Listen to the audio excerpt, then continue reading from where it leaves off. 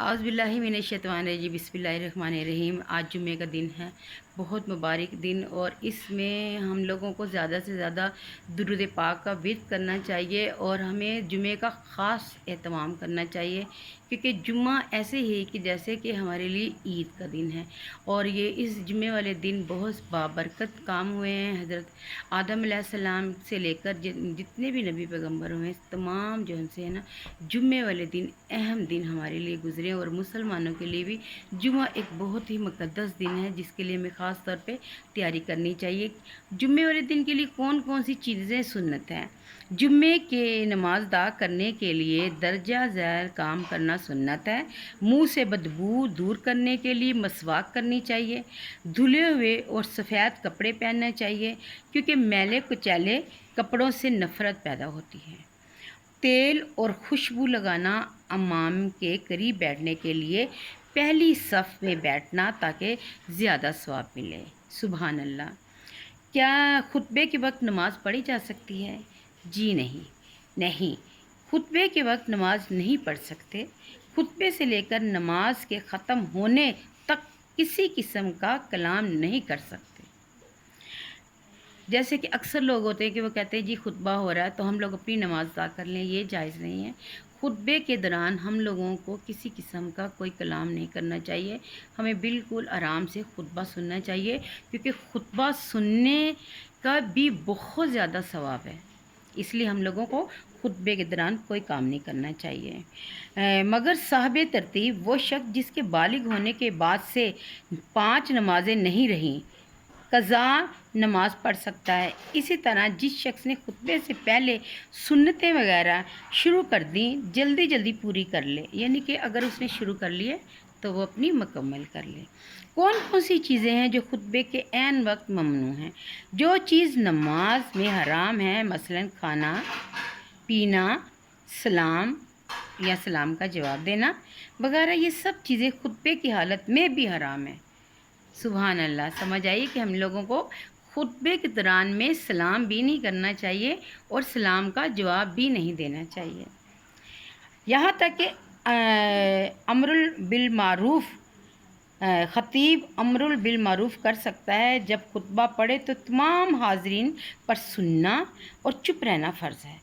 जो लोग इमाम से दूर हैं, खुतबे की आवाज़ उन तक नहीं पहुँचती, उन्हें भी चुप रहना वाजिब है। अगर कोई शख्स बुरी बात करते देखे तो हाथ या सर के इशारे से मना कर सकते हैं। ज़ुबान से बोलना जायज़ नहीं है।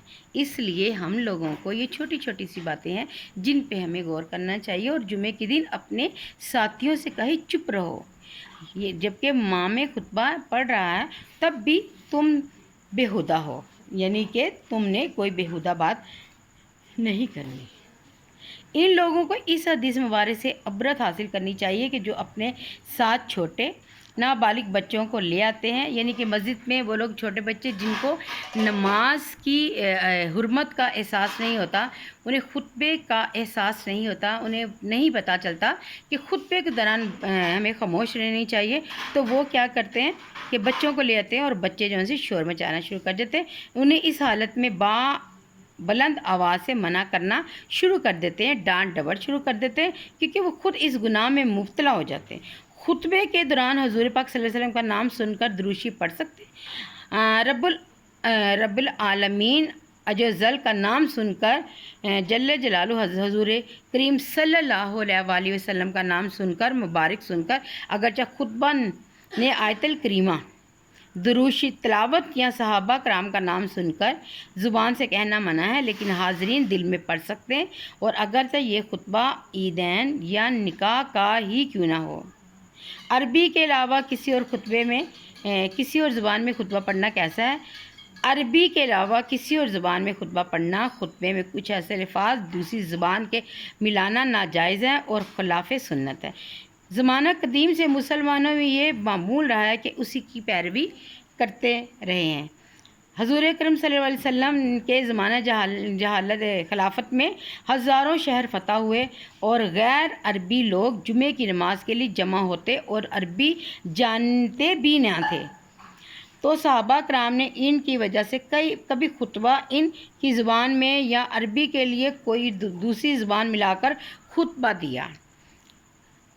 رہا یہ عذر کہ عربی ہمیں سمجھ نہیں آتی، جبکہ خطبے میں عوام کو مسائل اور احکام وغیرہ سکھائے جاتے ہیں، یہ تو لہٰذا ایسی زبان میں خطیب خطبہ دے جس کو سامعین سمجھ سکیں۔ پہلی بات تو یہ ہے کہ جب صحابہ کرام نے اس بات کا لحاظ نہ رکھا تو فی الوقت کیسے رکھا جائے، اور دوسری بات یہ ہے کہ شرعی حکم سیکھنا سب پر واجب ہے۔ جب عوام جو قرآن نہیں سمجھتے اور اس کی وجہ یہ ہے کہ وہ قرآن سیکھتے نہیں ہیں تو ان کا قصور ہے، اور قرآن بھی عام لوگ نہیں سمجھتے تو کیا اس کے سبب قرآن کو اردو میں پڑھا جائے؟